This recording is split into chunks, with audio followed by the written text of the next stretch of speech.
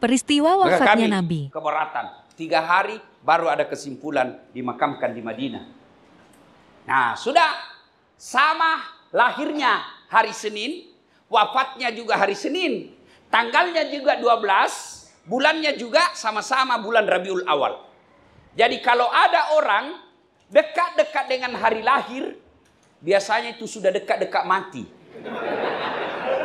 Jadi bila ada yang lahir bulan September bulan 9, jaga-jaga kok. Ya kan?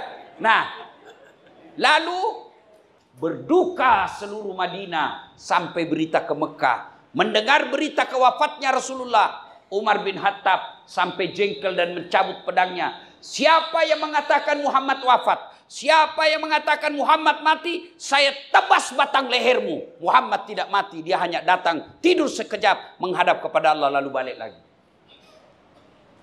Mendengar ini, Umar ngamuk, tidak bisa menerima kenyataan kematian Nabi. Abu Bakar Siddiq pidato depan pintu rumah Rasulullah. Lalu Abu Bakar berkata, "Ayuhan nas, wahai manusia, siapa yang menyembah Muhammad, sesungguhnya Muhammad telah tiada. Tapi siapa yang menyembah Allah, Allah akan abadi. Apakah setelah Muhammad wafat kalian akan kembali ke agama nenek moyangmu?" Mendengar ini, Umar bin Khattab baru sadar, ternyata Rasulullah telah wafat.